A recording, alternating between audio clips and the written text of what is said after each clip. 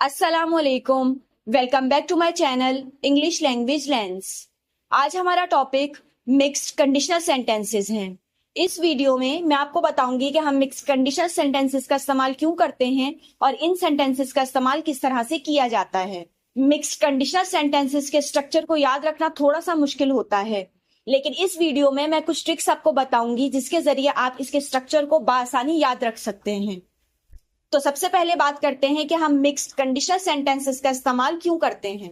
इन sentences का इस्तेमाल हम तब करते हैं जब हमें कोई ऐसी बात करनी होती है कि माजी का कोई वाकया किस तरह से हमारी मौजूदा सूरत हाल पर असरअंदाज हो सकता है, या फिर हमें यह बताना हो कि अगर माजी में कुछ मुख्तलिफ हुआ होता तो मौजूदा सूरत हाल कैसे मुख्तलिफ हो सकती थी। यानी कि इस बात को आप इस तरह से समझिए कि मिक्स्ड कंडीशनल सेंटेंसेस के अंदर जो पहला क्लॉज होता है, इफ वाला जो क्लॉज होता है, वो कंडीशन को बता रहा होता है और जो मेन क्लॉज होता है वो रिजल्ट को बता रहा होता है। तो इन क्लॉजेस के जरिए ये बताता है कि किस तरह से आपका कोई पास एक्शन यानी कि गुजरे हुए कल में हुआ हुआ कोई वाकया या कोई भी काम हमारे आज को किस तरह से असरअंदाज कर रहा है। और जो रिजल्ट वाले क्लॉज हैं वो हमें ये इमेजिन करने में मदद देते हैं कि किस तरह से गुजरे हुए कल में जो भी इवेंट हुआ था, जो भी एक्शन हुआ था, अगर वो कुछ और हुआ होता तो उसकी वजह से हमारा आज मुख्तलिफ होता। ये मदद देते हैं ऐसे हाइपोथेटिकल सिनेरियोस को कनेक्ट करने में जो कि हमारे पास यानी कि हमारे गुजरे हुए कल के इवेंट से जुड़े हुए होते हैं हमारे आज के रिजल्ट में। मिक्स्ड कंडीशनल सेंटेंसेस हमें मुख्तलिफ औकात में वजह और असर के बारे में पेचीदा ख्यालात के इजहार में मदद फराहम करते हैं। मैं प्रेजेंट और पास्ट दोनों को अलग अलग करके आपको समझाती हूँ ताकि आपको आसानी से ये समझ में आ जाए। तो मैं सबसे पहले बात करती हूँ प्रेजेंट के बारे में, यानी कि हमारे आज के बारे में। ये सेंटेंसेस ये बताते हैं कि किस तरह से जो आज हमारी सिचुएशन है, जो आज हमारे हालात हैं, उन्होंने किस तरीके से हमारे गुजरे हुए कल को अफेक्ट किया है। यानी कि जो हमारा आज है, जो भी सिचुएशन हमारी आज है, अगर वो आज वैसी ना होती, कुछ और होती, तो उसकी वजह से गुजरे हुए कल में जो भी चीजें हुई थी यानी कि जो हमारा पास था वो मुख्तलिफ होता। यहाँ पर आप इसकी मिसाल को कुछ इस तरह से समझिए कि आप ये कहते हैं कि अगर आपने मुझे सच बताया होता तो मैं अब आप पर एतमाद करता।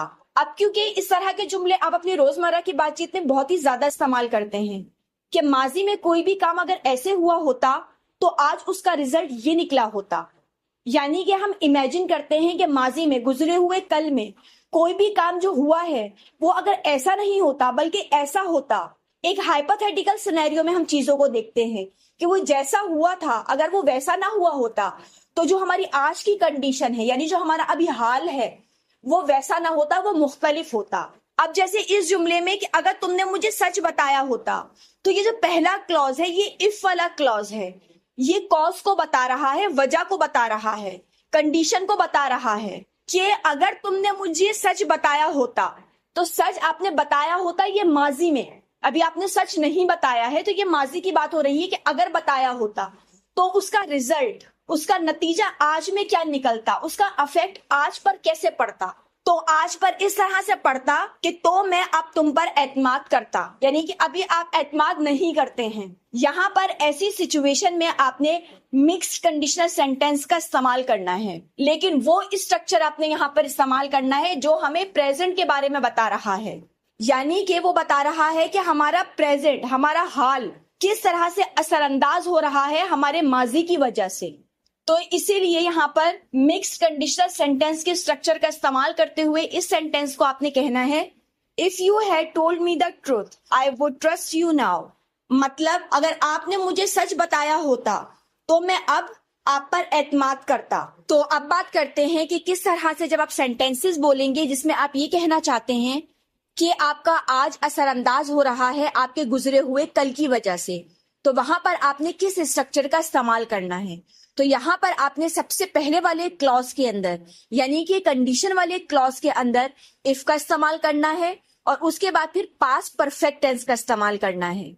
और दूसरे क्लॉज में यानी कि रिजल्ट वाले क्लॉज में आपने वुड का इस्तेमाल करना है और उसके बाद फिर वर्ब की बेस फॉर्म का इस्तेमाल करना है। क्योंकि हम पास्ट और प्रेजेंट दोनों के बारे में बात करते हैं मिक्स्ड कंडीशनल सेंटेंसेस में, इसलिए हमें दोनों के लिए अलग अलग स्ट्रक्चर चाहिए होता है सेंटेंसेस को फॉर्म करने के लिए। उसके स्ट्रक्चर को याद रखना थोड़ा सा कॉम्प्लेक्स होता है, थोड़ा सा मुश्किल होता है।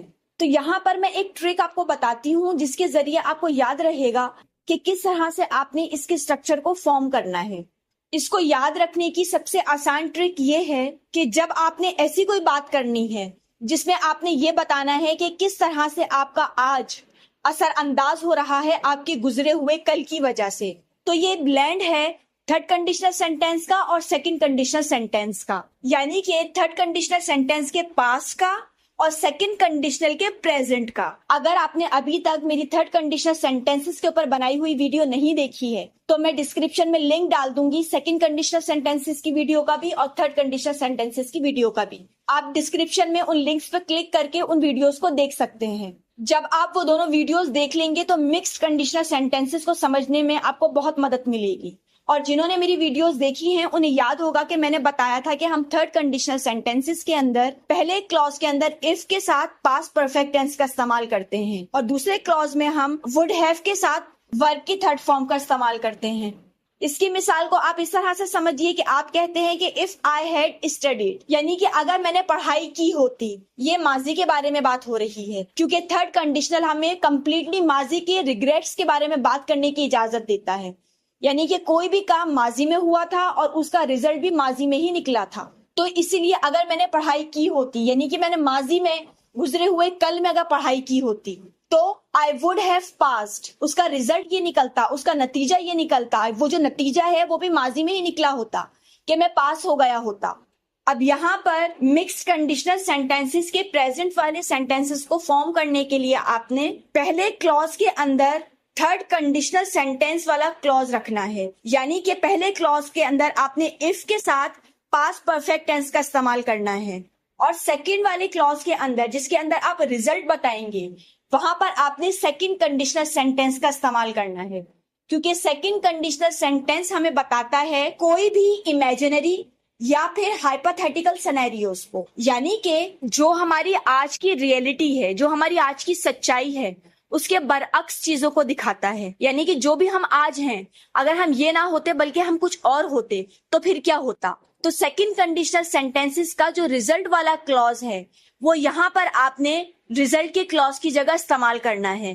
क्योंकि हम सेकंड कंडीशनल सेंटेंसेस के रिजल्ट वाले क्लॉज के अंदर वुड के साथ वर्ब की बेस फॉर्म का इस्तेमाल करते हैं। तो इसकी मिसाल को आप इस तरह से समझ लीजिए जो मैंने अभी आपको मिसाल दी कि अगर मैंने पढ़ाई की होती तो ये माजी की बात हो रही है। अब यहाँ पर जब हम ये बताना चाह रहे हैं कि किस तरह से हमारा आज असरअंदाज हो रहा है हमारे माजी की वजह से, तो जाहिर है कि माजी में भी कोई काम हुआ होगा जिसकी वजह से हमारा आज असरअंदाज हो रहा है। तो यहाँ पर भी आपने पहले क्लॉज के अंदर इफ के साथ पास्ट परफेक्ट टेंस का इस्तेमाल करते हुए सेम ही सेंटेंस कहना है कि इफ आई हैड स्टडीड। लेकिन यहाँ पर सेकंड वाले क्लॉज के अंदर यानी कि रिजल्ट वाले क्लॉज के अंदर आपने सेकंड कंडीशनल सेंटेंस के रिजल्ट वाले क्लॉज का इस्तेमाल करना है। यानी कि वुड के साथ वर्ब की बेस फॉर्म का इस्तेमाल करना है। यानी कि माजी में अगर ये चीज हुई होती तो किस तरह से आपका आज मुख्तलिफ होता। अब हमने पिछली वाली एग्जाम्पल के अंदर तो वुड हैव का इस्तेमाल किया था, यानी कि आई वुड हैव पास्ड, मैं पास हो गया होता। लेकिन अब क्योंकि यहाँ पर हम प्रेजेंट के बारे में बात कर रहे हैं तो हम वुड के साथ लगाएंगे वर्ब की बेस फॉर्म और हम कहेंगे I would be happy now. तो इस तरह से ये आपका सेंटेंस बनेगा if I had studied I would be happy now. यानी कि पहले वाले में हमने रिग्रेट शो किया कि अगर मैंने पढ़ाई की होती तो मैं पास हो गया होता, ये है आपका पछतावा। लेकिन मिक्स कंडीशनल सेंटेंस में आपने बताया कि किस तरह से आपके माजी में जो भी कुछ हुआ वो आपके आज को असरअंदाज कर रहा है। क्योंकि अगर माजी में आपने पढ़ाई की होती तो आज आप खुश होते। मैं इस ट्रिक को थोड़ा सा और आसान करके आपको बताती हूँ। सिर्फ आपने इतना याद रखना है कि आपने पहले क्लॉज के अंदर जब आप प्रेजेंट के बारे में बात कर रहे हैं मिक्स कंडीशनल सेंटेंसेस में, तो वहां पर आपने पास्ट परफेक्ट टेंस का इस्तेमाल करना है। यानी कि हैड स्टडीड, स्टडी की थर्ड फॉर्म। दूसरे क्लॉज के अंदर आपने वुड के साथ वर्ब की बेस फॉर्म का इस्तेमाल करना है। यानी कि अगर हैड के साथ स्टडीड आ रहा है तो इसका मतलब है कि वो काम अगर आपने माजी में किया होता, और वुड के साथ वर्ब की बेस फॉर्म आ रही है यानी कि वुड बी नाउ, तो इसका मतलब ये है, माजी में कोई काम अगर हुआ होता, यानी जो हेड के साथ बताया जा रहा है, तो जो वुड के साथ बताया जा रहा है वो सिचुएशन, यानी कि आपकी करंट सिचुएशन डिफरेंट होती। तो सिंपल ट्रिक बस यही है कि आपने हेड के साथ थर्ड फॉर्म का इस्तेमाल करना है, यानी सिंपली आपने पास्ट परफेक्ट टेंस का इस्तेमाल करना है पहले क्लॉज में, जिसमें आप इफ के साथ कंडीशन बता रहे हैं, कॉज बता रहे हैं, वजह बता रहे हैं, और दूसरे वाले क्लॉज के अंदर जिसमें आप रिजल्ट बता रहे हैं, वहां पर आपने वुड के साथ वर्ब की बेस फॉर्म का इस्तेमाल करना है। इन शॉर्ट, जो पहला वाला क्लॉज है वो आपने सेम वैसा ही रखना है जो थर्ड कंडीशनल सेंटेंसेस में होता है, लेकिन बस फर्क इतना है कि यहाँ पर जो रिजल्ट वाला क्लॉज है उसे आपने बदल देना है अपने प्रेजेंट एक्शन के साथ, क्योंकि यहाँ पर आप ये बता रहे हैं कि किस तरह से आपका आज असरअंदाज हो रहा है। यहाँ पर मैं इसकी कुछ और एग्जाम्पल्स आपको देती हूँ ताकि आपको और अच्छी तरह से ये समझ में आ जाए। इस तरह के जुमले आप अपनी रोजमर्रा की बातचीत में बहुत ज्यादा इस्तेमाल करते हैं कि अगर मैंने अपना फोन चार्ज किया होता तो अब वो काम कर रहा होता। यहाँ पर आपने माजी में जो काम आपने नहीं किया आप उसके बारे में बता रहे हैं, यानी कि अगर आपका माजी बदला हुआ होता और आपने फोन चार्ज किया हुआ होता तो वो किस तरह से आपके आज को बदलता। अभी आपका फोन काम नहीं कर रहा है, उसके अंदर चार्जिंग नहीं है, अगर आपने अपने माजी को बदला हुआ होता तो वो किस तरह से आपके आज को भी बदल देता, यानी कि आज आपका फोन काम कर रहा होता। तो इस सिचुएशन में आपने मिक्स कंडीशनल सेंटेंस का इस्तेमाल करते हुए इस जुमले को कहना है, if I had charge my phone it would be working now, यानी कि अगर मैंने अपना फोन चार्ज किया होता तो वो अब काम कर रहा होता। अब यहाँ पर थोड़ा सा इस सेंटेंस के स्ट्रक्चर पर गौर कीजिए। जो पहला वाला क्लॉज है जिसके अंदर आपने वजह बताई है, वहां पर आपने इफ के साथ पास्ट परफेक्ट टेंस का इस्तेमाल किया है, यानी कि सब्जेक्ट आई का इस्तेमाल किया, फिर हेड का इस्तेमाल किया, फिर चार्ज करना क्योंकि काम है तो ईडी का इस्तेमाल किया, चार्ज्ड, यानी कि वर्ब की थर्ड फॉर्म का इस्तेमाल किया है। उसके बाद फिर ऑब्जेक्ट माई फोन का इस्तेमाल किया है। तो ये पहला क्लॉज आपका बन रहा है इफ के साथ पास्ट परफेक्ट टेंस। और दूसरे क्लॉज के अंदर जैसे मैंने आपको बताया, जहां पे आप रिजल्ट को बता रहे हैं, वहां पर आपने वुड के साथ वर्ब की बेस फॉर्म का इस्तेमाल करना है। यहाँ पर आपने वुड के साथ बी का इस्तेमाल किया है। बी मतलब कि कुछ भी होना। वॉज इसकी सेकंड फॉर्म होती है कि आप क्या थे वो बताने के लिए, लेकिन यहाँ पर आप बता रहे हैं कि क्या चीज अभी है, प्रेजेंट के बारे में बता रहे हैं, तो कुछ भी होना बी। यहाँ पर इसकी एक और एग्जाम्पल को समझ लीजिए। आप कहना चाहते हैं कि अगर उसने नाश्ता किया होता, यानी कि नाश्ता अगर उसने पास्ट में गुजरे हुए कल में किया होता जो कि उसने नहीं किया है, तो ये बस अब आप इमेजिन कर रहे हैं, ये एक हाइपोथेटिकल सिनेरियो है। यानी कि अगर ऐसा हुआ होता, अगर उसने नाश्ता किया होता तो उसका रिजल्ट क्या निकलता, वो किस तरह से आपके आज को असरअंदाज करता, तो वो अब भूखी ना होती।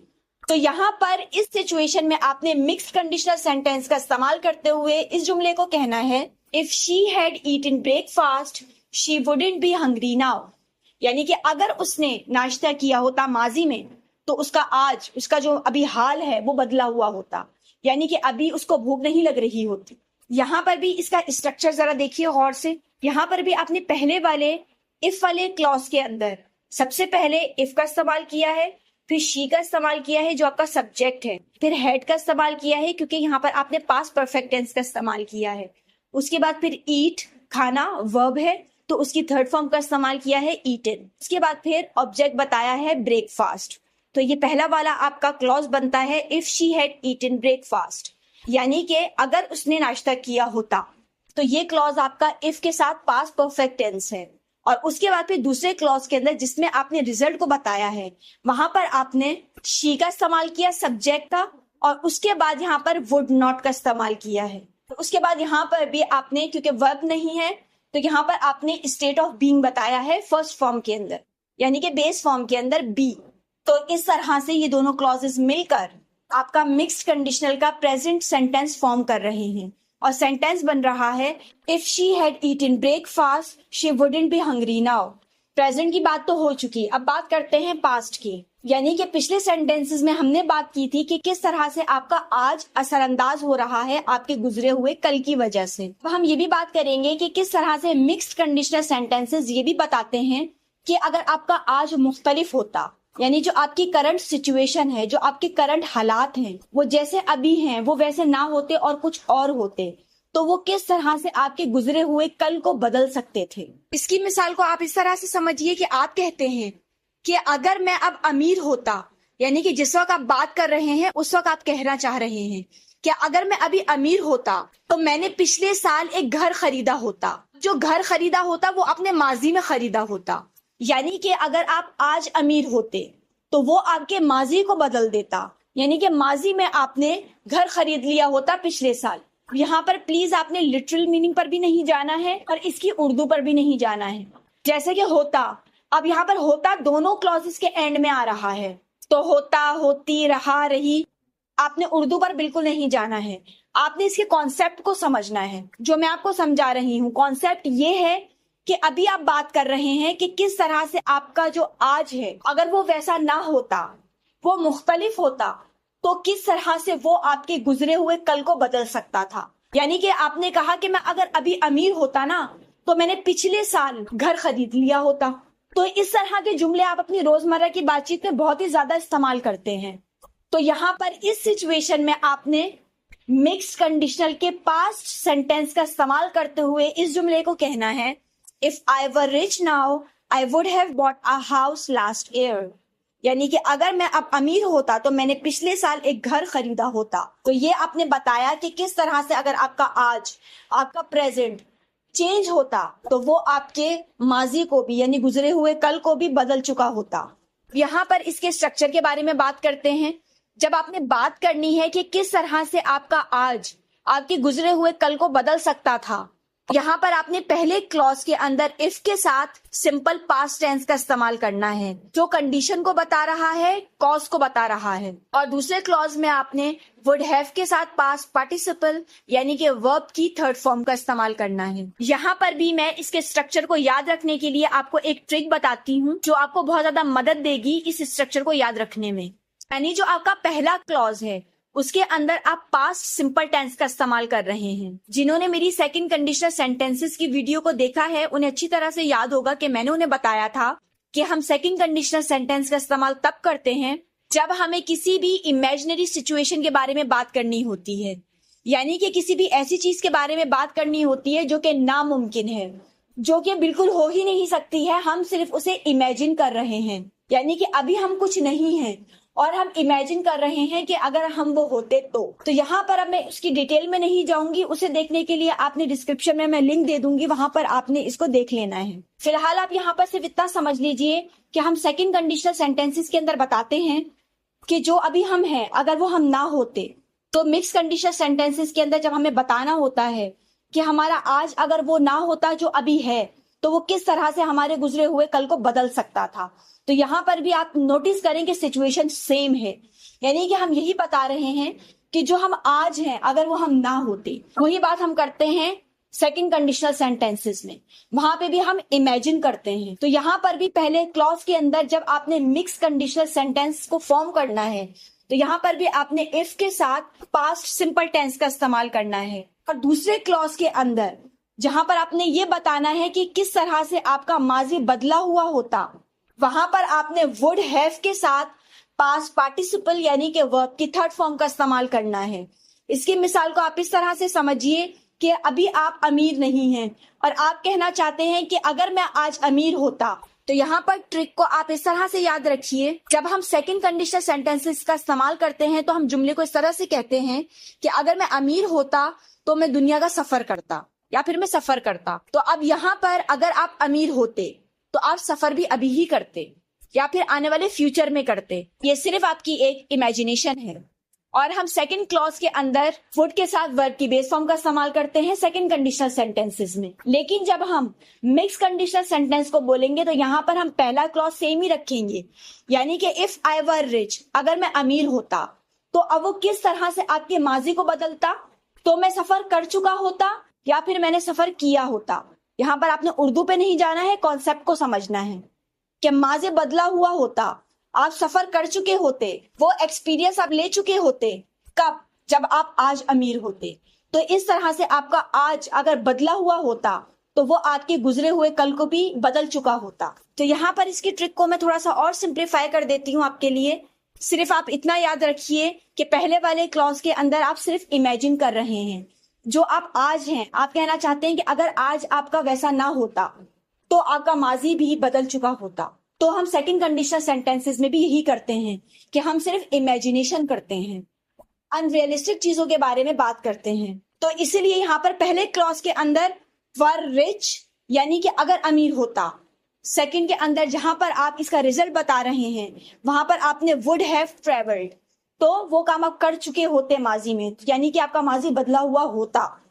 ये वुड हैव ट्रेवल्ड बता रहा है कि कोई भी काम जब माजी में हो चुका हो तो ये उसको शो करता है। यानी कि आपने पहला क्लॉज बिल्कुल सेम रखना है सेकंड कंडीशनल का, लेकिन सिर्फ जो रिजल्ट है उसको पास्ट एक्शन में चेंज कर देना है। यहाँ पर इसकी कुछ एग्जाम्पल्स देके मैं आपको इसे और भी अच्छी तरीके से समझाने की कोशिश करती हूँ। आप कहना चाहते हैं कि अगर वो मेरा दोस्त होता, यानी कि अभी वो आपका दोस्त नहीं है, ये सिर्फ आप इमेजिन कर रहे हैं, अपनी आज की सिचुएशन को बदल कर, यानी कि इमेजिन करके देख रहे हैं कि अभी तो वो दोस्त नहीं है, लेकिन अगर वो दोस्त होता तो वो माजी को किस तरह से बदलता। तो उसने मुझे बुलाया होता, तो उसने मुझे दावत दी होती, अब उसने दावत माजी में आपको दी होती, यानी कि अभी वो दोस्त नहीं है, अब दोस्त नहीं है इसलिए माजी आपका नहीं बदला। अगर वो दोस्त होता तो माजी बदल जाता और उसने आपको इनवाइट किया होता, उसने आपको दावत दी होती। तो यहाँ पर आपने मिक्स्ड कंडीशनल सेंटेंस का इस्तेमाल करते हुए इस सेंटेंस को कहना है, if he were my friend he would have invited me. अब यहाँ पर भी स्ट्रक्चर पे जरा गौर कीजिए। जो पहला वाला क्लॉज है वो इफ के साथ आपने पास्ट सिंपल टेंस का इस्तेमाल किया है, यानी कि सेकंड कंडीशनल सेंटेंस का इस्तेमाल किया है। और जो सेकंड वाला क्लॉज है जिसमें आपने रिजल्ट बताया है, वहां पर आपने वुड हैव के साथ वर्ब की थर्ड फॉर्म का इस्तेमाल किया है। यहाँ पर इसकी एक और मिसाल को जरा समझिए। आप कहना चाहते हैं कि अगर मैं ज्यादा पुरएतमाद होता, यानी कि अभी आप नहीं है पुरएतमाद, आज आपका बदला हुआ होता, आपकी आज की सिचुएशन मुख्तलिफ होती और आप पुरएतमाद होते, तो किस तरह से आपका कल यानी कि गुजरा हुआ जो कल है वो बदल चुका होता।